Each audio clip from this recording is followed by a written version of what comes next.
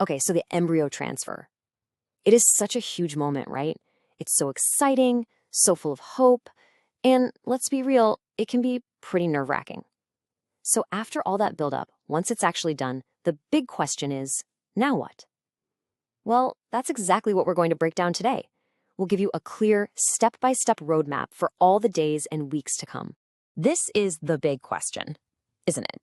We're going to walk you through absolutely everything, from the second you leave the clinic, through that whole testing period, all the way to that very first ultrasound. The goal here is no more guessing. We want you to feel prepared and supported for every single step.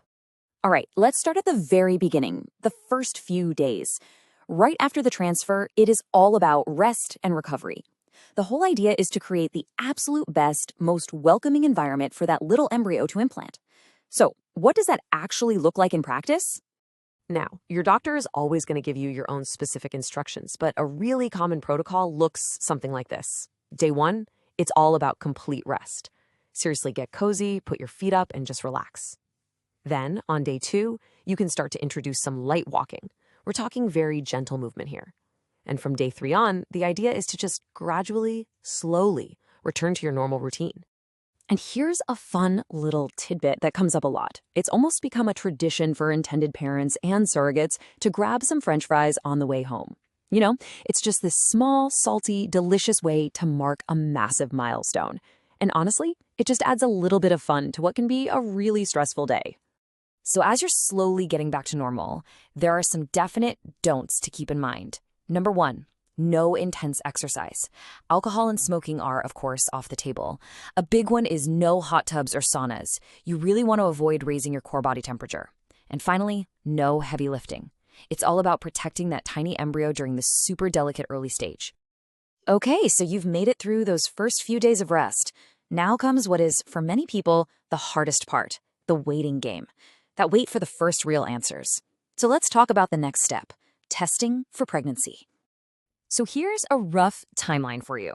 We'll call the transfer day, day 0. Then, usually about 7 to 9 days later, you'll go in for your first blood test. But, and this is important, that's not the end of the story. A second blood test is almost always done about 48 hours after the first one to see how things are progressing. And what exactly are they looking for in that blood test? Well, it all comes down to a hormone called HCG, or human chorionic gonadotropin. You've probably heard it called the pregnancy hormone. Its presence is the first sign, but what's really important is seeing that number increase. That's the definitive sign that a pregnancy is underway. Okay, this is a really, really important point. I know how tempting it is to reach for a home pregnancy test, but you have to be so careful. If your treatment involved what's called an HCG trigger shot, a urine test at home can give you a false positive. That's because it's just picking up the leftover hormone from the shot, not a new pregnancy. That's why the blood test done at the clinic is the absolute gold standard. It's the only way to know for sure. And this is exactly why that second blood test is so critical. It's not just about getting one positive number. Doctors are looking for a trend. What they want to see is that HCG level doubling about every 48 hours. That doubling is the best indicator of a healthy, developing pregnancy. It's also why sometimes they'll even order a third test, just to be sure. So this whole period is famously known as the 2-week wait, and man, can it feel long. It can be so stressful, right? You're analyzing every single little twinge and symptom. So let's talk about it. Let's get into what's normal, what might be a cause for concern, and most importantly, where you can find support.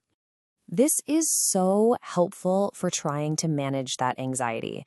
It is incredibly common to have some mild cramping, maybe a little bit of light spotting or bloating.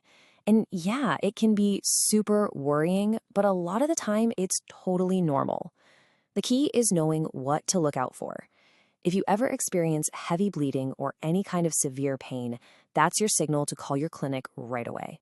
And maybe the most important thing to remember through all of this is that you are not alone. Seriously, the emotional roller coaster is completely normal. Lean on your support team. Your case manager, the people at your clinic, your friends, your family, they are all there to answer your questions and just give you some much needed reassurance. Don't be afraid to reach out. Okay, so let's say you've made it through the wait. The blood test came back positive and those numbers are doubling just like they should. That is fantastic news. So what's next? The journey now shifts to some really exciting milestones, getting that first visual confirmation on an ultrasound, and eventually graduating from the fertility clinic. And this next one, it's a huge one. Typically, somewhere around week 6 or 7, you'll go in for your very first ultrasound. And this is just an incredible moment. It's the first chance to actually see the heartbeat and get that powerful visual proof that everything is progressing. It's a game changer. So after that amazing first ultrasound, you'll still be on medication and under the clinic's care for a few more weeks. But then comes another big day, graduation.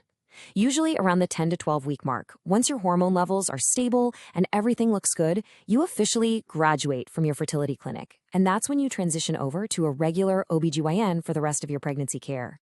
So let's just do a quick recap of this whole journey. It all starts with that super important rest period, followed by a gradual return to your daily life. Then you've got the waiting period where you're relying on those accurate blood tests, not home tests, for your first answers. The first massive milestone is seeing that little heartbeat on the ultrasound around week 6 to 7. You'll stay on your medications until you graduate from the clinic somewhere between weeks 10 and 12. And through it all, please remember that the emotional ups and downs are part of it, and it's so important to lean on your support team. So, are you feeling a little more prepared for the journey ahead? Breaking it all down, step by step, can really help turn all that uncertainty into confidence. Just knowing what to expect, when to expect it, and who you can lean on for support, it really does make all the difference. We hope you're feeling more informed and ready for this incredible journey.